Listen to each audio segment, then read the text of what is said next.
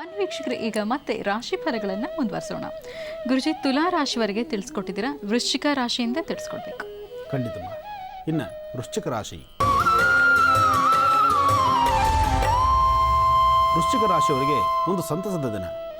ತುಂಬ ದಿನಗಳಿಂದ ಒಂದಲ್ಲ ಒಂಥರ ಸಮಸ್ಯೆ ನೋಡೋ ನಿಮಗೆ ಇವತ್ತು ಒಂದಿಷ್ಟು ಮನಸ್ಸಿಗೆ ನೆಮ್ಮದಿ, ಒಂದಿಷ್ಟು ತಾಳ್ಮೆ, ಜೊತೆಗೆ ಭಗವಂತನ ದರ್ಶನ, ಇದೆಲ್ಲವೂ ಬಹಳ ವಿಶೇಷ. ಇವತ್ತು ಮಾಡುವಂತಹ ಪ್ರತಿಯೊಂದು ಕಾಯಕಗಳಲ್ಲೂ ಯಶಸ್ಸನ್ನು ನೋಡ್ತೀರಿ.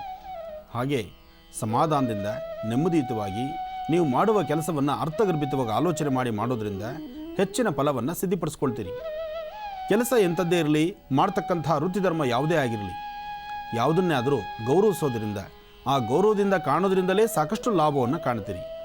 ಹಾಗೆ ಇವತ್ತು ಸಾಧ್ಯವಾದರೆ ಒಂದು ದೇವಿ ಆಸ್ಥಾನಕ್ಕೆ ಬಂದು ಅಮ್ಮನವರ ಸಾನ್ನಿಧ್ಯದಲ್ಲಿ ಒಂದು ಬಿಳಿ ವಸ್ತ್ರ, ಒಂದಿಷ್ಟು ಉದ್ದಿನ ಬೇಳೆಯನ್ನು ಕೊಟ್ಟು ತಾಯಿನ ಪ್ರಾರ್ಥನೆ ಮಾಡೋದ್ರಿಂದ ನಿಮ್ಮ ಜಾತಕದಲ್ಲಿರ್ತಕ್ಕಂಥ ರಾಹುವಿನಿಂದ ಸಂಬಂಧಪಟ್ಟಂಥ ಮೊಣಕಾಲು ನೋವು, ಮೊಣಕೈ ನೋವು, ಸೊಂಟ ನೋವು ಅಥವಾ ಎರಡೂ ಭುಜಗಳು ನೋವು ಬರ್ತಕ್ಕಂಥದ್ದು, ಇಂಥದ್ದು ಸಮಸ್ಯೆಗಳಿಂದಲೂ ಸಹಿತ ಮುಕ್ತರಾಗ್ತೀರಿ. ಜೊತೆಗೆ ಆರ್ಥಿಕ ಪರಿಸ್ಥಿತಿಯಲ್ಲಿ ಅಭಿವೃದ್ಧಿ ಕಾಣಲಿಕ್ಕೋಸ್ಕರ ಸ್ವಲ್ಪ ಇರುವೆಗಳಿಗೆ ಒಂದಿಷ್ಟು ಬೆಲ್ಲದ ಪುಡಿಯೋ ಸಕ್ಕರೆ ಪುಡಿಯೋ ಹಾಕೋದ್ರಿಂದ ಮತ್ತಷ್ಟು ಅಭಿವೃದ್ಧಿನ ಸಹಿತ ಕಾಣ್ತೀರಿ. ಇನ್ನು ಧನುರಾಶಿ, ಧನುರಾಶಿಯಲ್ಲಿರ್ತಕ್ಕಂಥವ್ರು ರಾಶಿ ನಕ್ಷತ್ರಚಾರ ಪ್ರಕಾರ ನಿಂದನೆಯ ಮಾತುಗಳು ಕೇಳುವಂತಹ ದಿನ.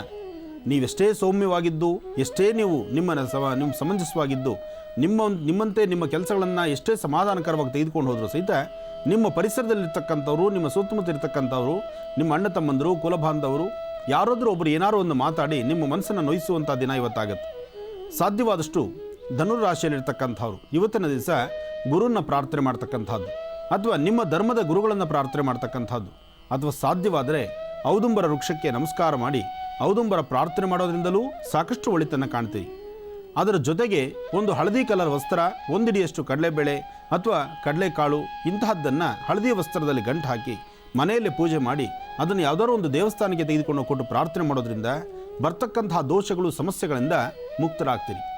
ಇನ್ನು ಮಕರ ರಾಶಿ,